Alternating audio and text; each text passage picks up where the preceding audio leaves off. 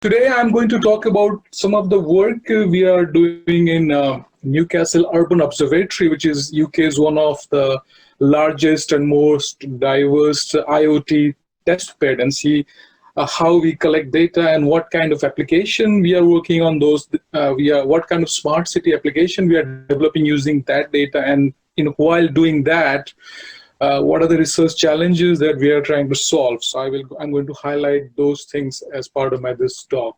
So that brings me to the title of today's presentation, which is New Horizons in IoT Workflows Provisioning in Edge and Cloud Data Center, using the osmotic computing approach that we invented at Newcastle, along with collaborators from Cardiff University, TU Wien, and Swinburne University, Australia. So I'm going to give you a detail on all these concepts as part of today's talk.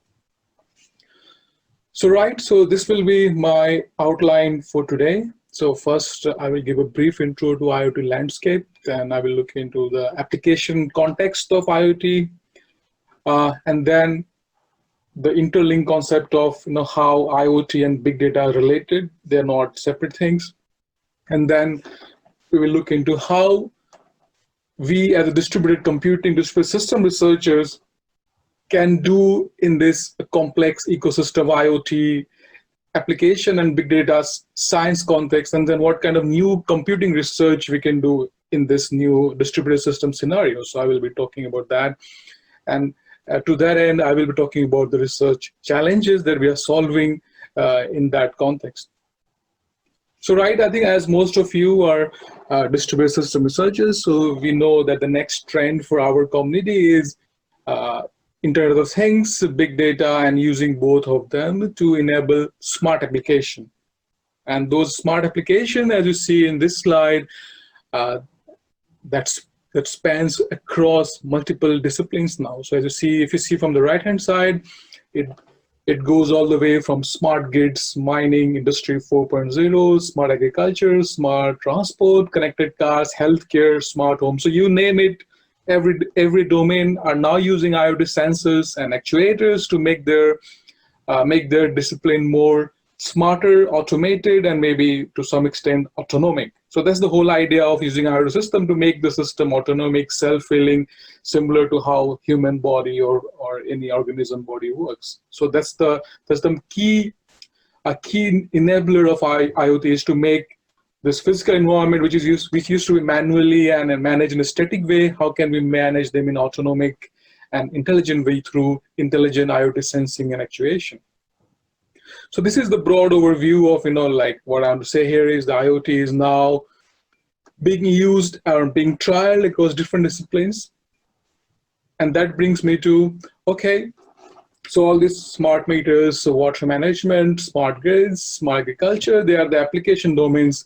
However, they are just where we want to make impact, but the real research for us, for the computing discipline, that lies on the right-hand side, you see here, to really enable IoT application, we need to bring across multiple distributed computing paradigms, right from edge computing, software-defined networking, cloud computing, and virtualization and software as a service. All those things need to come together in different shapes and sizes if we want to enable application across any of those disciplines. And it's very complicated. It's quite complicated than what we used to work in early 2000 about hosting a web application in the cloud data center. That is a very simplistic case of distributed computing application. But if you want to move into the smart IoT applications where you have real-time sensing and actuation, those simple application deployment models which was supported in early 2000 when the cloud computing just evolved in 2005 are not going to work. For example,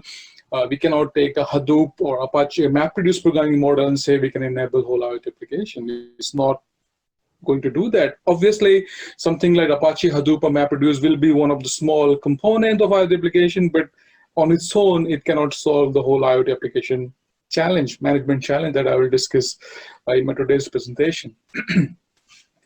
So obviously, as I said, IoT and big data, they are interrelated concepts. They are interdependent. So The current prediction from IDC says that most of the big data in the next 5 years will be so IoT will be one of the biggest contributor to the big data landscape over the next 5 to 10 years. Of course, this prediction goes till 2025, but we can extrapolate that to 2030, 2035. So as more and more disciplines adopt IoT solutions, we will produce more and more big data. And as you see, by 2025, the prediction is saying we are going IoT related application are going to generate 160 zettabyte of data, and that's too much data. Even if we want to, we are going to provision all the public and private cloud data centers that we have available from Microsoft or Amazon or anybody else, we are not going to be able to store all this data. So what that means is we need to find new data management and resource management algorithms that can do real-time decisions based on this data and then just throw the data, because we can't sit on the data like before. We just need to use the data for our decision making and then move on. And for that to happen, we need new algorithms and new research to enable that thing, because we are going to have a lot of data as you see from this prediction. So this is that was one prediction, but however, at Newcastle, as we run our own test bed that we call as Newcastle Urban Observatory. So some of the numbers I show on this slide can tell you that how big is this big data. And this data that I'm showing here is just for Newcastle IoT test bed. It doesn't include any other cities or any other towns or councils in UK, just for our Newcastle area. And as you see from this one, we have deployed across the Newcastle almost more than 3,000 types of sensors. And as of now, we have more than 1 billion data points. And every minute we produce 2,000 data points from those deployed sensors. And it's growing and growing by the day as we deploy more and more sensors. And if we increase the data sampling frequency of the sensors, the number of observation per minute is going to increase as well. And in our test bed, we collect almost 64 plus variables of data across different application patterns like weather, traffic, water flow, water quality, people flows, air quality, energy consumption, smart building, you name it, we collect all those data. We also work with Newcastle City Council, and we have deployed more than 250 kind of CCTV cameras across the city to monitor the traffic, and from there we get millions of images. So what we are trying to say here is, okay, so big data is just, for IoT is not a hype. We have a real world example at Newcastle that says that actually big data for IoT is a real problem. And then we need solutions to solve it. And this numbers actually shows you that example that even for one city, which is instrumented with IoT sensors, you will end up with a lot of data. And we need new solutions to be able to process those data in real time so that we are not being required to store the data for a lot of time, because we are not going to be able to do that. Obviously, at Newcastle University, we use this data for many kind of application, from smart city traffic planning to energy management to building management to flood and disaster management to air quality monitoring management. So our School of Civil Engineering, as Professor Zoom might know, is very, very strong in environmental hazards, environmental monitoring in urban environment. So we as a competing school, we work with School of Environmental Science and School of Civil Engineering and enable different kind of application in flood management, landslide, air quality, using this urban observatory data that we showed you. So now our challenge is, what kind of distributed computing infrastructure we can build for this environmental science or civil urban infrastructure researchers, so that they're able to use this data in real time for different kinds of applications, such as flood management or landslide management or air quality management. So we take that as the motivation to motivate our next generation distributed computing research. Right, so this is just one of the example. We use urban observatory, CCTV image. We use social media data to detect real-time flash flood in Newcastle city center. For example, this is one of the tunnel in Newcastle city center, and this happened in, I think, 2013 when we had a flash flood in Newcastle, where the tunnel got flooded and people who were not made aware of this flash flood, and as you see, a lot of people were stuck in that flood. So we are developing solution based on monitoring the CCTV images and the water level sensor and social media feeds to be able to detect this flash flood before it happens, and then send warning signs to the drivers in that area. So this is one of the application which is funded by, one of the project funded by National Environmental Research Council of UKRI Research Council, where we are looking to use urban observatory data to develop real-time flood modeling system. This is just one of those examples. Right, so that was the application context, but of course we are computer science researcher, we need some computer science motivation, why we want to do this new kind of research. So traditionally, around 2013, 2014, when this IoT came into existence, most of the IoT data processing paradigm were cloud-centric. So what I mean by cloud-centric is those IoT data processing paradigms such as Amazon AWS IoT, Azure IoT, Google Cloud IoT that you see on the right-hand side, they required all the IoT sensors to send all the data in real time to the centralized cloud data center. So obviously that's okay when you have few sensors like 10, 20, 30, 100, but that's not okay when every city is having thousands of sensors. Just imagine every city sending millions of data points every minute to this centralized cloud data center. So there are many problems with that. The first problem is wasting of bandwidth. So the issue is you do not need all the data all the time. So there's no point having a computing paradigm where you have to send everything to the cloud all the time. So that's leads to waste of bandwidth. And second problem is high latency. So based on the network uncertainties and network protocol, you can have variable level of latencies with IoT data. And why that is a problem, I will be covering in my later slides. Why IoT networking is challenging, and we need some way to manage it. It's not the best effort. It's not, you cannot ensure that IoT network always give you good latency or constant latency. It always changes because of the mix of IoT protocols and networking architecture, which is implemented by different IoT systems. So this paradigm, which was supported by these big companies, doesn't work for real-world IoT applications. So having that as the motivation, we wanted to invent a new IoT programming paradigm that can bring across disparate level of distributed systems. So you see in this picture, this shows this holistic system level architecture of IoT infrastructure. You see in this layer, there are three layers. The bottommost is IoT layer, the middle layer is the edge layer, and the upper layer is the cloud layer. As we all are a distributed computing researcher, we all know that each of these layers are on its own a very complex distributed system. Each of them, like a cloud computing layer, is a complex distributed system. We have done a lot of work on that, on resource allocation, security, other things. Similarly, the edge layer is also a very complicated distributed system where you have different kind of edge devices, gateways, mobile phones that collect data, and then you have the IoT layer where you actually deploy small-scale, tiny devices to sense data about environments, building, or smart cars, anything. So if going a bit more in detail of this picture, so at the bottommost layer, you have the IoT layer where you deploy restricted small-scale sensors and actuators, which has limited storage. So at this layer, you can only collect the data, but you can't really do too much processing because they are very restricted in terms of computational and storage power.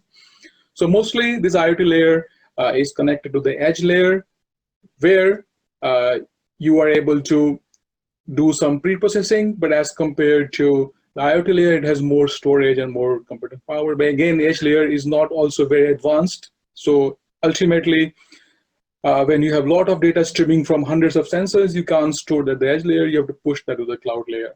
So then, however, the hard part here is whatever IoT programming paradigm we develop, it needs to work across these three layers.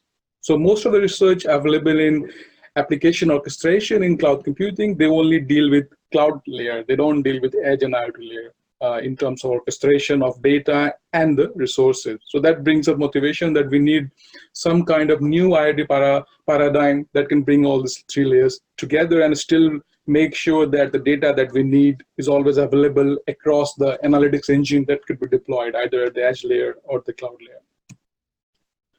So to solve that problem, in 2016, we came up with this new IoT programming paradigm based on microservices, which we call as osmotic computing, which was published in IEEE Cloud Computing Magazine 2016.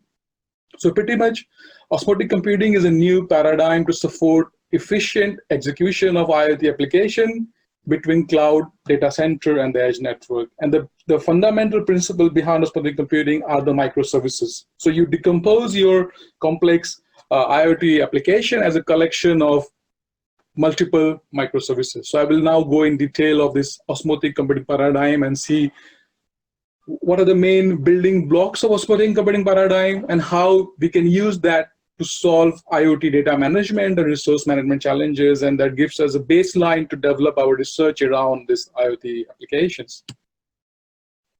So just to give you an overview of osmotic computing, so what motivated us, this name osmotic computing, was this process in chemistry called osmosis, which represents the seamless diffusion of molecules from a concentration, high concentration to lower concentration.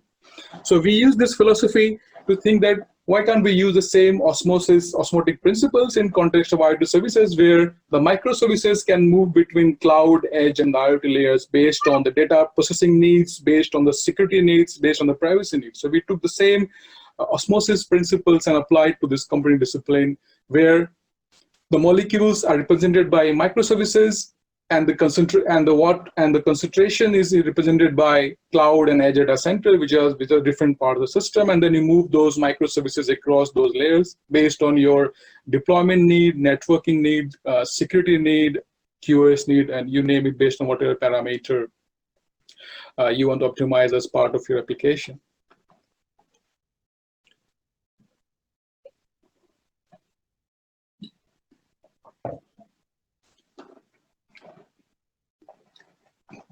So putting all this thing together, so we came up with this something called osmotic computing paradigm that actually glues together this IoT layer, cloud layer, and edge layer. But of course, this is conceptual one. Now we need to look into what kind of research we need to do to actually enable this vision of osmotic computing. So I will go into that. So you see that osmotic computing gives you a federated view, where on the outside you have these IoT devices, sensors, and actuator. In the center, you have the edge data centers like small-scale gateways and mobile devices. And in the center, you have those traditional cloud, private cloud, public cloud. And somehow the osmotic computing has to seamlessly manage data and computation across all these three layers, which is very challenging. It's very challenging because all those three layers are very heterogeneous in terms of computational power, networking, and software architecture. So it becomes really challenging to manage data and resources in such complicated ecosystem of. So in a way, you can say it's a distributed systems of systems, and it becomes very challenging to manage data and application and resources across those layers. So because everyone knows the backgrounds, I will not deal too much into this. So the first building block is obviously sensors. That is the IoT layer, where we sense data about our environment. We collect this data. Then the second building block of the IoT is the connectivity, as I said. And why connectivity is important? Because connectivity is important because we want to collect real-time data from IoT sensors. As you see from this picture, we have so many different kinds of IoT protocols at each layer of IoT system. So there's a different protocol that you use between IoT and the edge layer. There's a different protocol used between edge and the cloud layer. And then each of those protocols have different latencies, different throughput, different delay, and different energy profile. And each of those combination that you're using in your application will decide your data latency or age of data. So that's why it's very hard to control the network QoS in IoT system because of this IoT protocol and network uncertainty that you see in this picture. And as I said, in the middle layer, you have this edge computing devices, which are like small scale computer like Raspberry Pi, a mobile phone, where you can collect data from, for example, in this picture, you have the smartwatch. This could be a temperature sensor or a building sensor. It could be even a small autonomous cars. And at this layer, you can do pre-processing of the data before you pass it to the cloud for to some kind of big AI engine to do some decision making. But what we need to take away at this layer, that at edge computing layer, you are having different kinds of hardware devices, right? From Raspberry Pi to video board to mobile phone. And this heterogeneity makes it very hard to optimize the performance of data analysis application, because each of them will perform in a different way at different type of hardware devices. So why edge computing is good? Edge computing is good because it can give you improved response time. It can improve interoperability between legacy and modern devices. So this is important in context of Industry 4 application, where your old manufacturing devices, they don't really speak IoT protocol. So then you can use this edge computing layer to network the old PLC devices of those machines with the IoT layer. So that's where the edge computing comes into picture in terms of improving the interoperability in the Industry 4 domain. And obviously, if you have some sensitive data, then you don't need to pass it to the cloud. You can do processing on the edge itself. So it will improve data security and compliance. And obviously, we all know at the end of it, if we want to run a big AI algorithm on our data, we need some cloud infrastructure. So which we all are very aware. It's a rack of servers with thousands of servers. You just push your data there, run some big data engine to process your data. So so that was things. So the main fundamental of osmotic computing is based on microservices. So microservices is a new way to virtualize your application. So why microservices for osmotic computing? Because it's much more lightweight than virtual machine. So as you see in this picture, unlike virtual machine, the microservice itself doesn't have a copy of operating system. Because they don't have a copy of operating system, they are much more lightweight than the virtual machine. And since they're lightweight, that means we can run them on small scale edge devices, which is not so feasible with the VM-based machine, because each VM has its own operating system. So the code base is quite big. And since they are very lightweight, it's also very easy to migrate the microservices across the edge and cloud network. By migration, I don't mean doing the live migration. By migration, I mean snapshotting the data and then moving the data, and then you can start either edge-specific microservice or cloud-specific microservice to process your data. So as you just in terms of technical terms, if you want to migrate a Docker container, which is one of the way to migrate microservice, there are some very simple commands that can help you snapshot your data and move your data to edge layer or the cloud layer. They can restart your microservice. So from programming point of view, it's quite easy if you program your IoT application as a Docker microservice or Docker container, because it gives you all the interface to snapshot and migrate it. So in terms of programming, it's not a hard challenge. Of course, coming with the algorithm on when to migrate in response to QoS and security needs, that's the hard problem. But in terms of actually coding something like migration is not very difficult, because a framework like Docker already provides you that feature, as I show in this slide. So as I said, so osmotic computing is a mixture of edge computing, IoT sensor actuator, cloud computing, and microservices. So obviously, we bring this together, we get this osmotic computing infrastructure. So that's just the infrastructure. Now the next challenge is, how do we represent and deploy IoT application on this infrastructure? That's the next challenge. So moving on to that. So at Newcastle, we have developed this concept of IoT graph, which you can use to represent your IoT application in any discipline, either in healthcare or smart city, flood management, landslide, air quality. So what this graph defines? This graph defines this osmotic IoT application graph says that an IoT application can be described as a directed acyclic graph of microservices, where at each layer you have different types of microservices which have control and data flow dependencies, and each of those microservices have different hardware, software, and networking requirements. And as you see in this picture, you see there are three different colors: blue, red, and yellow. That basically means that if you want to deploy an IoT data analysis task at the cloud layer, you need a different kind of microservice as compared to the edge microservice and IoT microservice. Why they're different color? Those different color doesn't mean that they're not using same virtualization. They may use the same Docker kind of engine to create these microservices, but they are of different color because they might have different hardware and software configuration, which is controlled by your underlying infrastructure. For example, if your edge device has very inferior hardware configuration, then you can't just take a cloud microservice and run it there. You need to adapt your microservice for the edge layer. That's why they are of different colors. So you have to. So what you have to do is first you have to decompose your complex application as a collection of microservices, come up with your DAG graph, and then describe your control and data flow before you can deploy that on the Osmotic infrastructure. So just imagine that we came up with such a graph and you deploy that on Osmotic computing model, you will end up something like that. You will end up with a collection of microservices at different parts of your Osmotic computing, edge layer, cloud layer, and then you end up with some networking. So then after you deploy it, of course, you need to collect data from each of those microservices. So you need to implement a lot of networking layer to be able to make those graphs work together, which is very challenging that I will show in the next slide. So even this if you get one of this networking wrong, you will end up with the wrong decision. So all those distributed computing researchers who used to look into the failure management, fault management, this gives a even more challenging scenario to look into that. So here, just failure of microservice is not the only problem. Failure of networking link can also bring down the application, which is much more tough because each of those layers use different kind of networking protocols, as I showed on a different slide. So we have to manage the failure of network links along with the microservices, along with the IoT sensors. So this really complicates our problem.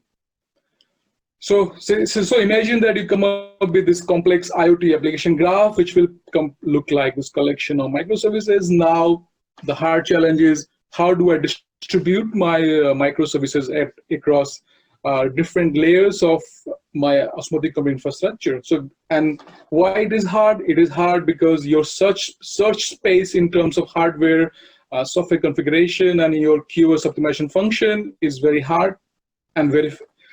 So we need to look into. So we need to look into new kind of mapping algorithms that can take hardware and software requirements of these microservices and then find the optimal deployment. So now, before I go into those Osmotic challenges, I want to highlight that at Newcastle University we have developed something called abstract IoT data analysis patterns. So, for example, if you want to create a flood modeling application or air quality modeling application, you as a researcher, say you're from civil engineering, you need to know what kind of data analysis patterns I need to create my application. That's the first question. So I need data capture, I need data store, data inference, data filter, data aggregate. So what we did, we interviewed the different domain experts from healthcare, smart cities, Industry 4, and we come up with what are the different data analysis patterns they need to deal with in their IoT application. We captured that requirement, and from that requirement, we came up with abstract data analysis patterns and abstract data flow patterns. So data analysis patterns means that what operation you're doing on the data, and data flow pattern means how data is transmitted across the layers. So as you see in this one, data flow pattern includes edge to edge, edge to cloud, cloud to cloud, cloud to edge. And we then validated our data analysis patterns and flow patterns across different kind of application. If you want to know more about that, you can refer to the paper given in the below in the slide, and that gives all the details about that. So for example, we validated our data analysis patterns in context of air quality modeling project, which is funded by Research England at Newcastle University. So for example, the workflow for air quality modeling includes you collect data from CCTV and sensor, then on the Then you use filter, convert data, remove anomalies from the data. Then you use some kind of image processing model. Then you use air quality model, and then you visualize your results. So these are the human readable analytics you want to do in air quality modeling. Then we converted, and we can capture those using our abstract patterns. Like CCTV can be mapped as a data capture. Filter convert can be mapped as data aggregate, data filter, data translate, data inferencing, and air quality model can be mapped as data inferencing. So then once you capture the abstract pattern, then the next point for you is to convert those into cloud, edge, and IoT microservice and bring it together. Similarly, we have validated our abstract data patterns for flood modeling workflow as well, as you see in this picture. And you can use our patterns to create as many different kinds of smart IoT applications that you want. Obviously, when you develop this kind of pattern, you want to do certain user study and say whether these patterns capture the requirements that you see in this picture on the right hand side. Most of the domain experts with whom we validated our data flow patterns, more than 80% of them agree or strongly agree that our data analysis patterns and the data flow patterns capture their requirements. So we believe that the data analysis pattern that we developed is quite generic and it would be used across different IoT application disciplines. Right, so that was in terms of IoT application graph composition related research challenges. Now, coming to more traditional distributed computing research issues, one of the hard challenges, how do we characterize the performance of microservices? For example, if I am to deploy a microservice at the edge layer, at the cloud layer, or the IoT layer, how do I do the performance characterization? And why, as compared to traditional distributed benchmarking research, why this is hard? This is hard because each of those layers, IoT layer, cloud layer, have different performance goals. If you see in this slide, so the network stability, throughput, optimality, routing delays, fairness in network resource sharing are some of the important parameters for the edge and the cloud layer. So if I'm going to deploy my microservices on edge and cloud layer, I need to benchmark my microservice for this parameter. Similarly, if I'm going to deploy my microservice on the cloud layer, I need to benchmark it for response time, platform scalability, reliability, virtual service utilization. And based on how many microservices are part of your application graph, you have to do that for each of them. So as you see, it becomes more and more challenging if you really want to optimize your microservice deployment on this three-layered IoT infrastructure that we call osmotic computing. And each of those, you have to repeat and calibrate the performance of those microservices. And then it's also dependent on what kind of computation you are doing inside the microservice. If you're doing simple aggregation and statistics, perhaps they're easy to benchmark. But if you're doing some machine learning or AI technique inside the microservice, then that's harder to benchmark. So it just increases your complexity more and more. So going back to literature, of course, literature has certain benchmarks that you can use. For example, you can use TPCX IoT to benchmark data aggregation pattern on the edge layer, or you can use Google ROAD for linear load kernel for benchmarking stream processing queries. But what is the problem? The problem is these benchmarks only represent performance of a specific kind of IoT workload, like stream processing or database workload. They don't represent the behavior of IoT graph, which can include a combination of those. So then what is the solution? The solution is we need to identify and collect this kind of different suitable benchmarks. We need to connect them either hierarchically or logically, and run them together to generate a real-time conclusion about performance of our IoT graph across the three layers. So we have a project ongoing with that. However, doing real-time benchmarking on real infrastructure is hard because of many reasons. Those reasons includes how do you replicate different kinds of IoT protocols like Wi-Fi, 4G, Bluetooth while benchmarking? How do you scale your benchmarking experiments to thousands of devices or thousands of servers? That's also very hard in real infrastructure. So obviously you can do real-time, real infrastructure-based performance characterization. It's not impossible, but it's very hard, and it's very hard to generalize. For example, no one will give you access to the IoT testbed to do this characterization. For example, at Newcastle University, we provide people with our data, but we don't give them our hardware to run their experiments because it's our production environment, and we cannot just lease that to students or researchers to benchmarking. So it becomes a problem if you want to use real infrastructure for your benchmarking. To solve that problem, at Newcastle University, we are looking at a project called IoT Sim. So what we are doing in this project is we are developing a collection of discrete event simulator where each activity in IoT system model as a discrete event. And then you can combine these simulators together to model your osmotic computing algorithms or your data management or networking algorithms. For example, in this picture, we show that you can include IoT Sim Edge to model the edge layer of your edge and IoT layer of your IoT application. You can use Big Data Sim SDN to model the SDN networking between your microservices. You can use IoT Stream to model real-time computation of IoT data. So you can pretty much glue together multiple kinds of simulators, and then you can validate the performance of your IoT graph under different networking scenarios, different hardware scenarios, different software scenarios. We have released the software code of some of this simulator that you can find at this link. You can download and start testing the performance of your algorithm as part of this discrete event simulator. So by using this discrete event simulator, you have two advantages. For example, you can scale your IoT infrastructure to millions of devices or millions of servers, which is quite not possible with real infrastructure. And secondly, because we are using simulator, you can reconfigure your IoT network with different protocols. You can use Bluetooth, Wi-Fi, 4G, and you can change those configuration in the matter of minutes and seconds. So you don't have to set up those things manually, which can take weeks or months, even for small-scale infrastructure. So this is one of the big research project we are doing at Newcastle. We have released the code base a few months ago, so you're happy to go to this link, download, and try it out. And if you have any problem, we are happy to talk and help with your research, how to use this tool to validate your IoT algorithms.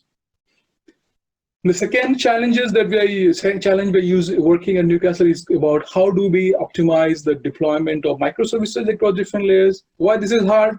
As we have all worked on cloud computing, any mapping problem is NP hard. Why it is NP hard? Because we have a lot of options and we need to select a few based on our constraints.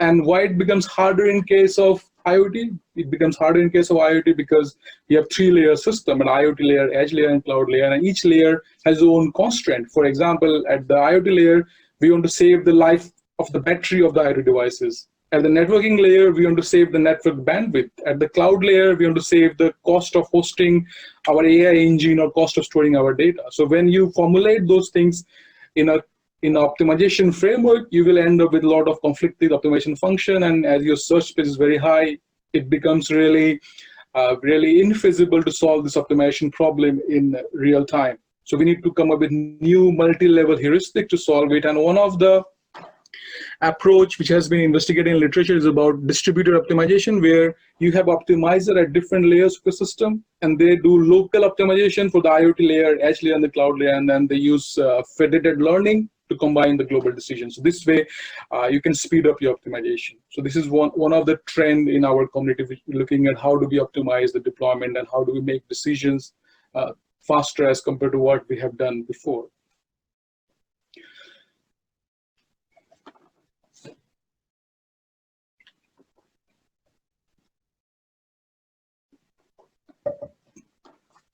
So as I said before, the whole value of IoT lies in the data, right? How fresh is your data? How new is your data? Because if your data is old, doesn't matter how expensive is your test bed, your result means nothing. For example, in the flood modeling, if I have the data from my sensor which is 1 hour old, then it might happen that the flood has already happened and I'm just modeling something based on stale or old data. So in this case, so age of information becomes a critical factor for IoT application.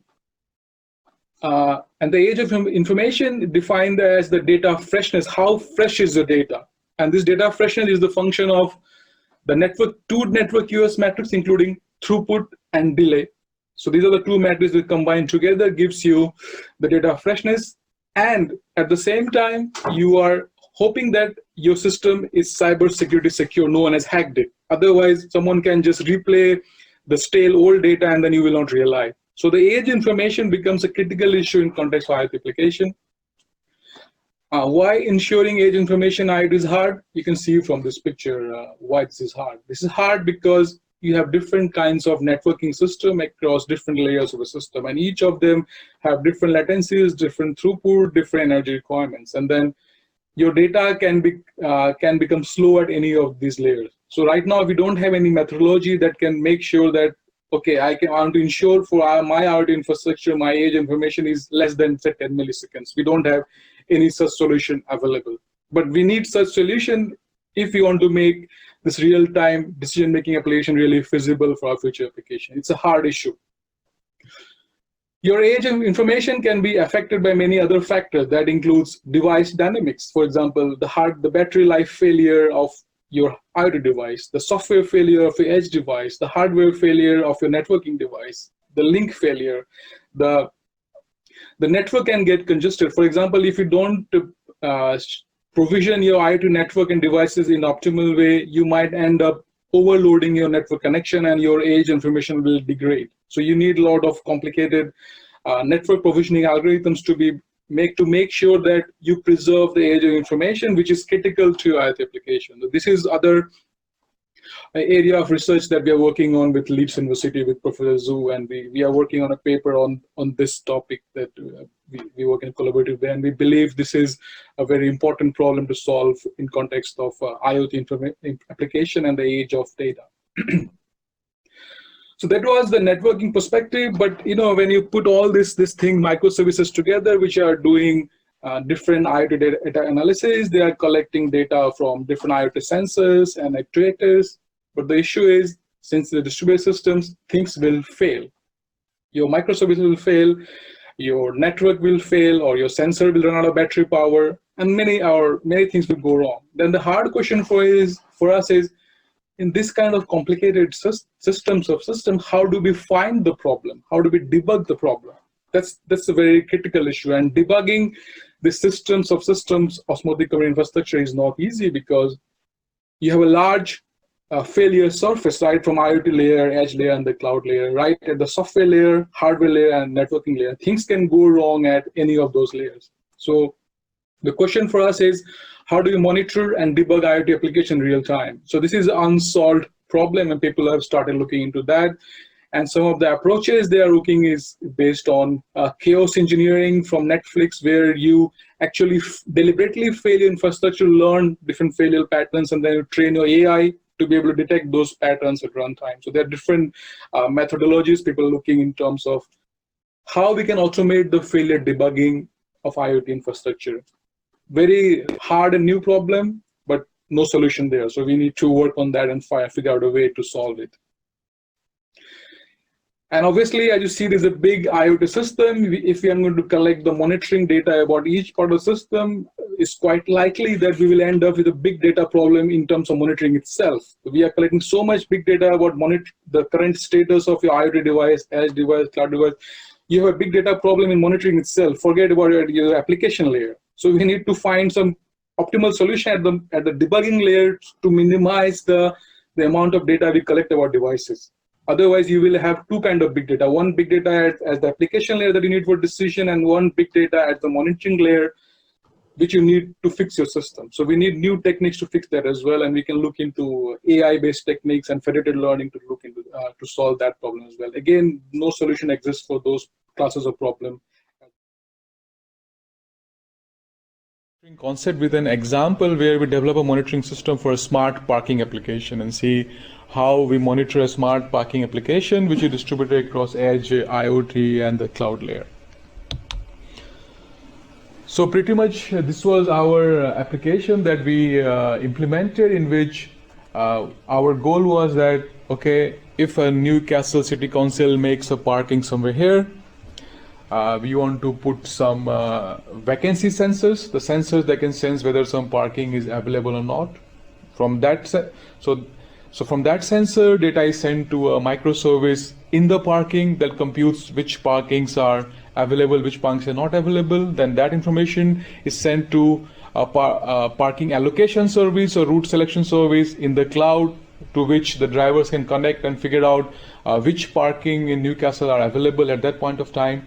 And then along with that, we have other microservice, which is user management, which manages the account details and payment details of those users. So we have collection of 3 microservices, and we demonstrate how these microservices can be used to automate the smart parking application. And then issue is, how do we make sure that those microservices are performing correctly through a specific monitoring methodology. So our main technical question is how to ubiquitously monitor the QoS of microservices mapped to different parts of osmotic computing environment. That means edge, cloud, and IoT. So in our smart parking application, we had 3 main microservices. this was our setup. So in the C1, both for the user management, both MySQL and Tomcat run in the same container, but for the C2, they have their own containers. In S1, the selection vacancy service run on the cloud, but in S2 they run on the edge device. Okay, and in E1, the parking management service runs on the edge, but both MySQL and Tomcat run the same container. But E2 they run in the two different containers as two different microservices. So here two microservices, but just one microservice, and we use our monitoring technique to monitor the runtime implication of these different deployment decisions. So what I'm trying to get here is your deployment decision can affect your runtime performance. So you need to link those two things together to be able to see how you decompose your application to microservices and how they are going to be hosted, either in same container or different container, and then how that leads to different. Our experimental setup. So on the cloud layer, we had an OpenStack virtual machine in which we hosted Docker engine, which runs MySQL 5.7 with and Docker container with Java 8 and Tomcat 7. On the edge layer, we had Raspberry Pi Model B running Raspbian with one CPU, 700 megahertz, 512 MB RAM, and 4 GB memory. And that has also MySQL 5.7, Tomcat 7. And we use the Apache JMeter to generate the car population. So that emulated the request for parking. So and we varied those requests to understand different car population from 10 requests per second to 500 requests per second, and then see how this different car population leads to different loads on the microservice, and then how it changes the behavior of the edge microservice and cloud microservice, and whether this osmotic monitoring had the capability to capture all the system dynamics or not. So that was the goal of this the user management service, and our observation was that C2, so deploying in the cloud Tomcat and MySQL as a separate container leads to better performance for user management service, as you see from this graph. So C2 had more stable resource utilization across MySQL and Tomcat as compared to when they are in the same container. Because they are in different C group, their resources are isolated, so they never compete for each other. There's no contention. So what could be happening here? This time, both of them are contending for the CPU because they're in the same C group. So that's why nothing is getting done, and they're just wasting time in context switching. So because the Docker cannot context switch them correctly because they are part of the same container. But if for the other ones in their different C group, the resource management is much better, much easier for the Docker. That's why you don't have. So this is very classical thing happens when you deploy your microservices in the cloud. It's not just for the IoT, but any cloud application has this implication. And this kind of behavior you can discover through benchmarking that we learned in cloud computing module. So this is what we want to discover before we deploy application. But even after we discover that after deployment as well, we want to monitor this thing to see if these things are coming up, and then if we encounter this kind of symptoms, then from the monitoring we can change our system configuration and then just separate those microservices. This is why monitoring is so important. But then again, some of these symptoms can also be discovered through benchmarking as well. If you benchmark them into different scenarios, you can get that. Now this is the second experiment where we had this selection vacancy algorithm running on one in the cloud and one on, sorry, no, this is not selection vacancy. This one is, sorry, E1. So this was the parking management running in the E1 where this running both the Tomcat and MySQL running in the same container, and here they're running in different container. But on the edge, and our observation was E1 has better performance than E2. So here it is contradictory to the cloud. Here what it's saying is on the edge running them together is better. than running them separately for the parking management service. What would be the reason for this observation? Because Edge is a small scale device, it doesn't have much load balance resource management to be done by Docker. So in fact, if you try to do that, you're actually wasting more resources in terms of managing different C groups and different resource management policies for different containers. So on for this kind of resource constrained device, even a greedy approach of packing everything together leads to a better performance than trying to optimize in the cloud. So what it is saying is that the resource management policies that you design for cloud may not work as it is for the edge, because the edge has a less power, less computation, so you can't have the same policy there. So you need a differentiated policy for different part of the system. Now, and obviously, if your debugging system can detect some problem in IoT infrastructure, the next step is how do we fix the problem? How do you heal your system? So some heal, and those fixing could be of many kinds. Either you need to do some kind of auto scaling, or you need to do some kind of replication, or you do some kind of load balancing, or a combination of those two. So then how do we do that at the runtime so that your age of information or age of data doesn't suffer? Again, a very hard problem, and we do not have solution for this IoT context. So this is other very interesting topic to work on going forward, and we will be working on that.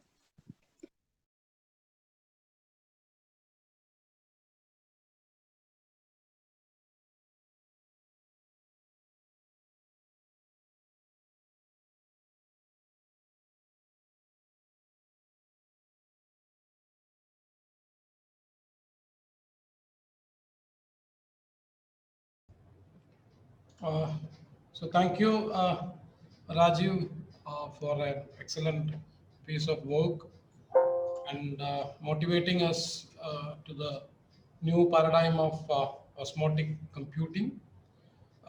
Now we have so many questions available in the chat box.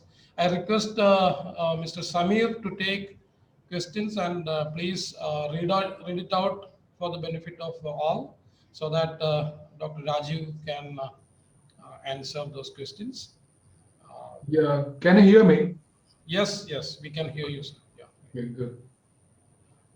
Uh, Over to Samir.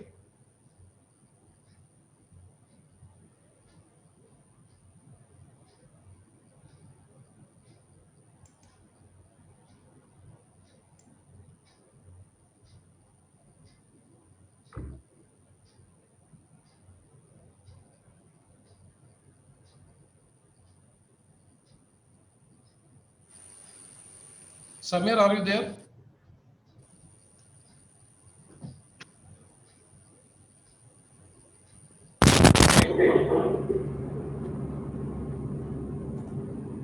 Hello, am I audible? Yes, Samir, please go ahead. Yeah. Professor Rajiv, shall I read out the questions? Yes, please. Yeah, yes, sir. So the first question is regarding the test bed. So the question goes, does the test bed cater to academic interest in smart city applications? What about industry? Yeah, actually the test bed came out of academic research funded by UK government. So pretty much we did this test bed to generate a lot of data regarding smart city scenarios like traffic management, flood response, landslides, air quality. And based on that data, our PhD students and researchers do write papers, and we also use that data to write new proposals. And then along with the testbed, we provide consulting services to industry partners such as Siemens and IBM. So the answer to that is yes, our testbed caters the need for both industry and academics based on need by need basis. For example, if someone at your institute want to do research on smart building management, will be happy to offer smart building data that they've collected. So they just need to contact me or someone else in the Urban Observatory, and we'll be able to provide all the data that they need. Yeah. So there's one more question regarding the test bed. referring to the IoT testbed, what type of algorithms are used to extract meaningful patterns from data covering infrastructure use like grids, energy, etc.? So again, this is a very good question, and the what you want to extract from the IoT testbed based on what research you do. So as in this context, I understand the question is from some person who wants to work on infrastructure resource management. So for that, the tool that I presented at last, the monitoring, so that tool is able to collect data about the energy consumption of the IoT devices, about resource utilization, edge network behavior. So we are able to collect all those data and log it. But again, this is just the data. It depends on what algorithms you want to develop on top of that. So people are looking into algorithms such as how to do predictive data flow management, how to balance load across the edge devices. So this is at the infrastructure layer. But as you know, if you worked on grid and cloud computing, the infrastructure research is not so interesting for IoT because the methodology that we developed in cloud and cloud computing, grid computing are still applicable to some extent. So the interesting bit is actually at the data level, data analysis, how we can analyze data to make better decisions in context of say flood management or traffic flow management or air quality management. So most of our funded research projects are around those topics, actually how to manipulate, analyze the data produced by the sensors, not really so much into how to manage life cycle of sensor devices, which is still an interesting problem. But from industrial perspective and from societal perspective, where UK government puts more focus, it's not that important. Okay, so the next question is how to monitor indoor air quality and about the data analysis.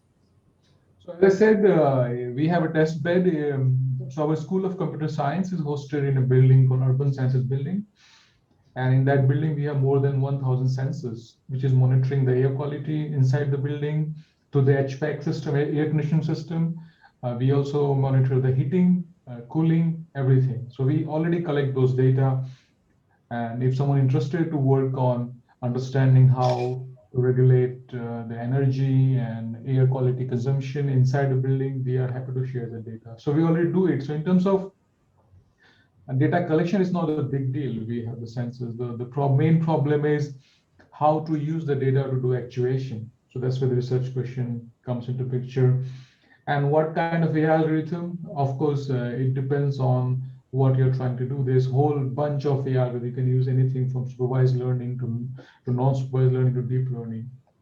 And that's where the research is to actually figure out which of these AI techniques are best for the type of data that you have. So there's more like open question.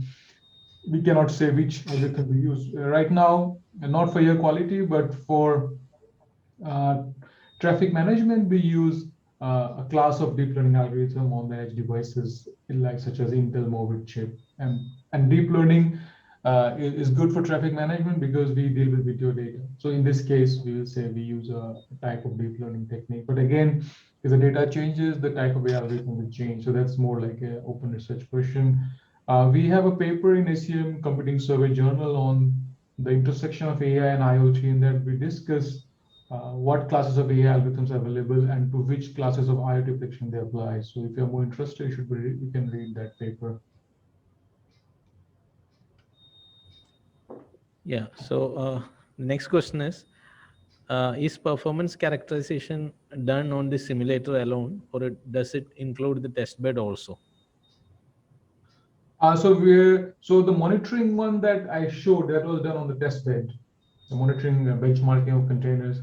So we do in both, and we try to, so whatever we do in simulator, we try to validate on the real test bed as well. But the issue is that in simulator, we can do the performance calculation really large scale, like thousands of IoT devices and sensors. And it's easy to do, but on the real test bed, we can't scale to that level. So we just take a subset of our results from simulator and try to verify, validate that on the small subset on the real test bed, our observatory. Yeah, so there's one question about benchmarks. Do we have publicly available benchmarks for this purpose? Oh yes, I put in the slide. There are some benchmarks available for certain tasks, like for you can do stream processing on the edge. You can use linear node benchmark or TP-CX IoT. But but for the IoT across the whole system, we don't have so many benchmarks available. So that's also more of a research question. And if someone is actually interested, they can use our data to create those benchmarks. For example, we are using our smart building data to create a building benchmark for machine learning researchers. We'll be releasing that very soon in the next few months. So that's again a green field for researchers who want to create benchmark based on all this data that we have collected as part of our observatory. Yes. Rajiv, Professor Rajiv, I have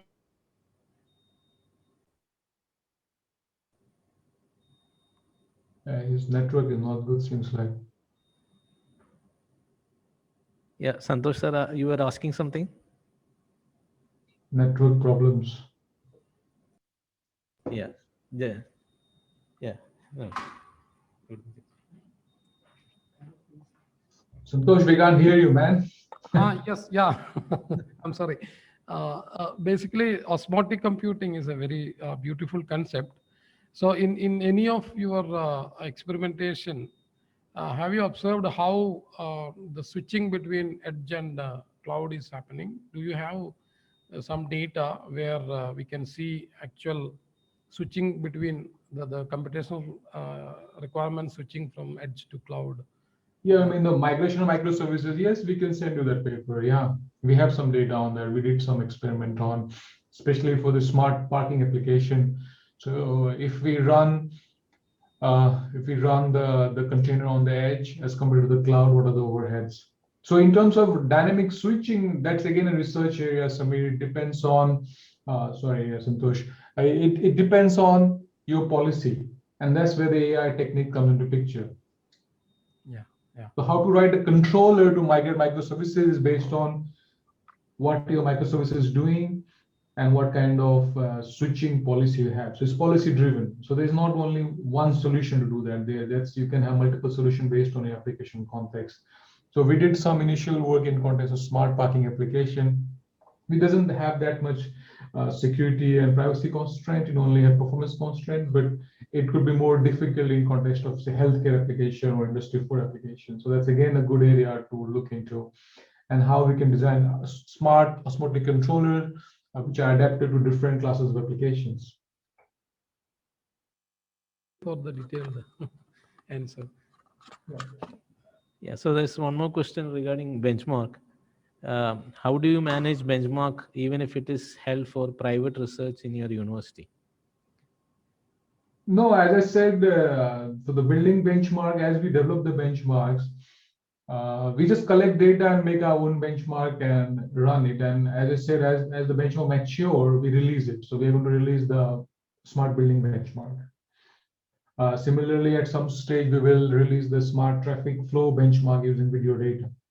So our aim is just as IoT same project, we want to release all this real benchmark data to help the research community. So we don't, there's no IP on the benchmark because as you say, the Urban Observatory's data is public. So we are not keeping anything inside as IP thing. We just that, before releasing it, it should reach a certain level of maturity before release to public. So that's where the lag is. Yeah. So next question is, osmotic simulator is towards performance characterization or is it a general simulator? So right now you can do any research around performance characterization or microservices in the edge cloud driven by the edge networking or edge performance. So it's not a general one. In some say it supports modeling of edge devices, IoT devices, and cloud devices and networking protocols. So you can do any performance research as of now. And now we are also extending that osmotic simulator to include security attack models so that even security researchers can use it. So we have to go from performance characterization simulator to also include security benchmarking simulator. So we have ongoing work on that, and we are trying to implement some classes of threat models inside as attacks to be able so that security researchers can also use it for the research. Yeah. So the next question is osmotic computing or blockchain the solution to IoT security?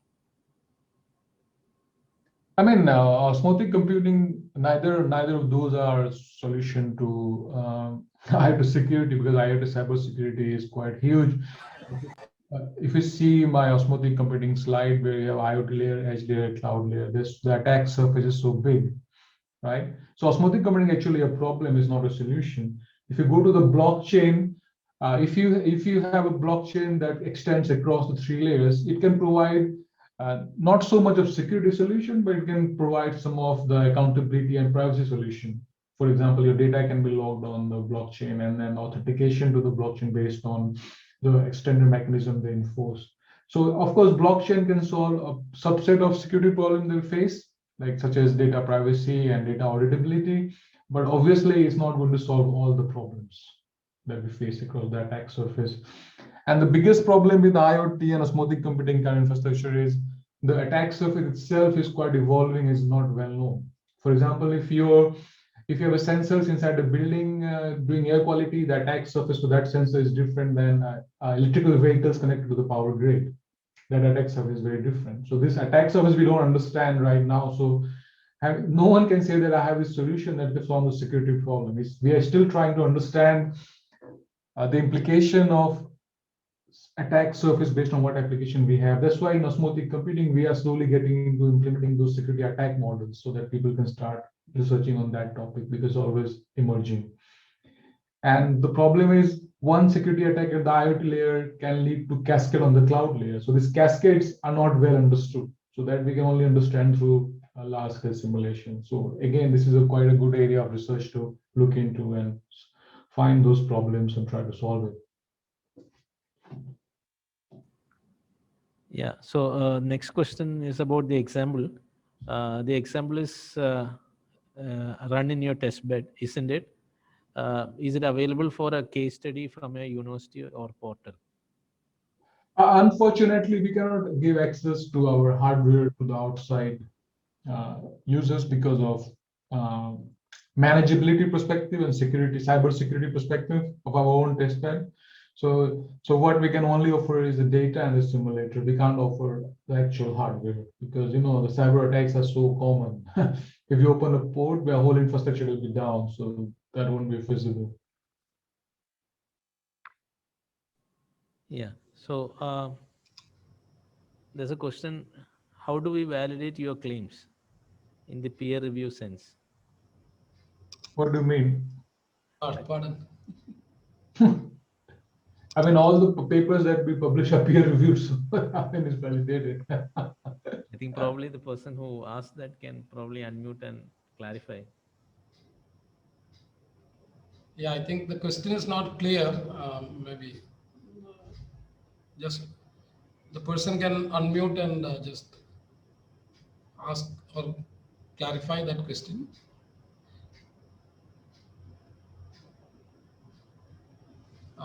I think Professor Rajiv was kind enough to spend his time with us. Actually, our scheduled time is now getting close.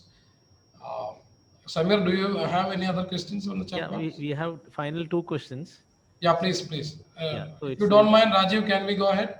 Yes, please, Santosh, no problem. So it's regarding air quality, and one question says, which are the best sensors for air quality monitoring, and can you please suggest the website where we can collect the air quality data in India? In India, you can collect anywhere. Go to Mumbai, the air quality is very bad. You can collect there. And having said that, even London is not better. It's the same. If you can, that person can email me. I can ask my student to send to the list of sensors that we use. So we get happy to help. So ask that person to send me or Santosh an email, and then we can take it from there. We can give the list of sensors that we use. Yeah. Thank you, sir, for your answers. Samir, can you just wind up? Yeah. Maybe. Just a summary and just wind up. Yeah. So first of all, today's talk by Professor Rajiv Ranjan was, in fact, quite special in the sense like he has introduced a new concept of osmotic computing, which has various facets. And there are a lot of different technologies involved. So just like in the morning we had morning and afternoon we had sessions which were talking about the basics of IoT and just gave us a hint about the advanced areas, which of course we will be covering in the coming days. This presentation was quite insightful, and the results and the work that he has done at Newcastle is quite magnificent, and it has also helped us to understand how the concept of osmotic computing can take forward the IoT to different levels. So on behalf of the organizers as well as all the participants, I thank Professor Rajiv for the wonderful talk and having spent his time at an odd time probably in UK for this talk. Thank you, sir. It was great having I you. don't need to thank me. Santosh is my friend. I'm here for him, so it's fine. Thank you so much, sir. No problem, Santosh. We'll meet you again if I'm in India, okay? Sure, sure, sure. Looking forward to, sir. Thank you. That's it then. Yeah. Yeah. Okay. Yeah, bye everyone. Bye Santosh. Bye Samir. Yeah. Bye. Bye. See you. Bye.